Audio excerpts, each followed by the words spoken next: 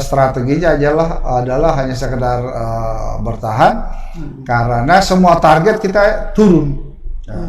Kalau kayak kita bank itu harus publikasi kan. Target saya tahun 2000, kalau tahun 2019 kemarin di publikasi itu kita mendapat laba 8,6 miliar.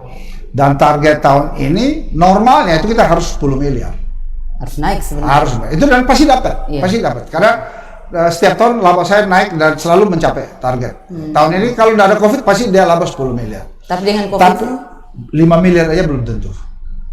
Aduh, kecil sekali Pak. Setengahnya saja tidak sampai. Ya, jadi memang ya tapi memang itu kenyataan. Jadi itu karena semua nasabah saya turunkan tingkat suku bunganya karena dia tidak bisa bayar. Suku bunga kredit. Suku bunga kredit. Iya, 3%. Dengan relaksasi tadi dari pemerintah juga.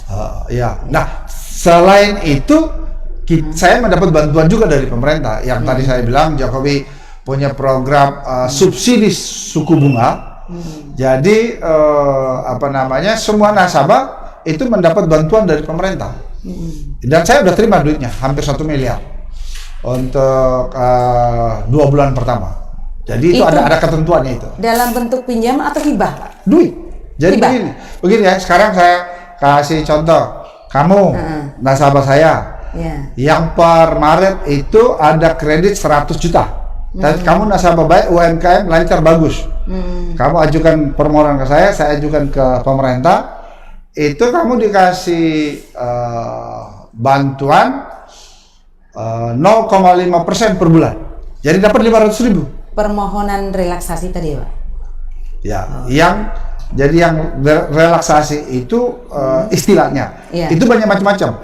Saya sendiri dengan tadinya saya kasih kredit katakanlah bunga 21%, mau nggak mau saya kasih turun 3%, tinggal 18%. Kemudian tadi kalau ibu kreditnya 100 juta, maka ibu 1 bulan mesti bayar bunga 1,5 juta. Ini Presiden kasih bantu 500.000. Jadi ibu tinggal bayar 1 jutanya. Per nasabah. Iya. Jadi saya ada 600-an nasabah itu yang dibantu oleh pemerintah, duitnya udah masuk di Bank Krisnajaya dan saya salurkan ke nasabah itu sudah 1 miliar. Relaksasi itu hanya sebatas suku bunga ataukah juga jangka waktu, periode? Kalau sudah jangka waktu itu kebijakan kita. Oh, kebijakan. Jadi kita sekarang kasih kebebasan, dia belum bisa bayar, udah kasih 6 bulan kemudian baru dibayar. Asal ada laporan dari nasabah. Ada permohonan dari dia. Ada permohonan. Jadi itu memang harus nasabah yang baik. Dia ajukan surat permohonan, kita analisa, kita setujui, ya kita kasih tunda, istilahnya grace period. Ya nggak boleh nggak bayar selama 6 bulan. Kita tidak denda dan kita tidak masukkan sebagai kredit macet, kredit bermasalah yang masuk NPL kok harus eksekusi barangnya, itu tidak. 6 bulan. Tapi memang harus ada permohonan dari nasabahnya. Oh iya, dan nasabahnya harus nasabah baik. Kalau nasabah yang tidak baik ya nggak bisa. Jadi ada 2 kebijakan yang berdampak sangat membantu nasabah debitur itu, orang yang kredit itu.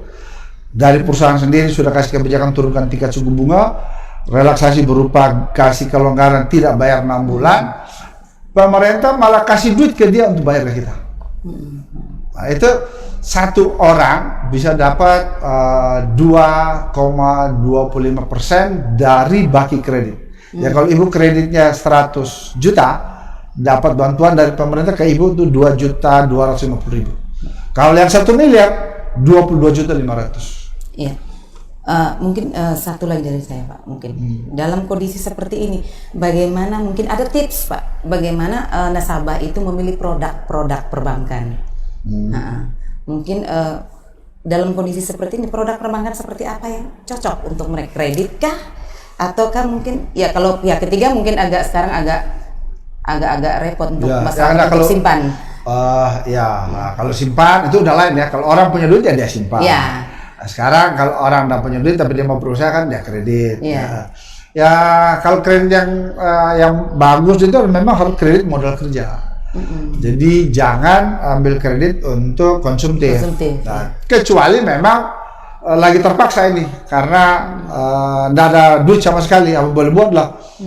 Tapi ya kalau mau kredit konsumtif ya harus betul-betul dibatasi hanya untuk memenuhi kebutuhan hidup. Nah, kalau kredit konsumtif untuk beli baju baru atau beli motor atau perbaiki rumah saat sekarang ini nggak tepat. Tapi kalau beli motor untuk Grab kan tidak masalah. Tapi juga belum jalan. Oh iya. Karena apalagi khusus kalau mau beli kendaraan ya. Sekarang ini harga kendaraan tuh lagi turun semua. Jadi katakanlah mobil Avanza tahun 2015 kemarin itu bisa di harga sekitar 175 juta nih kurang lebih ya. Iya, iya.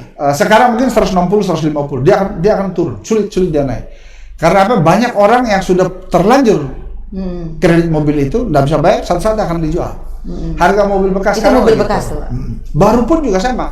Harga mobil baru nggak ada orang beli. Siapa mau beli mobil baru sekarang? Iya, duit tidak ada. Ya beli juga mau bikin apa? Iya.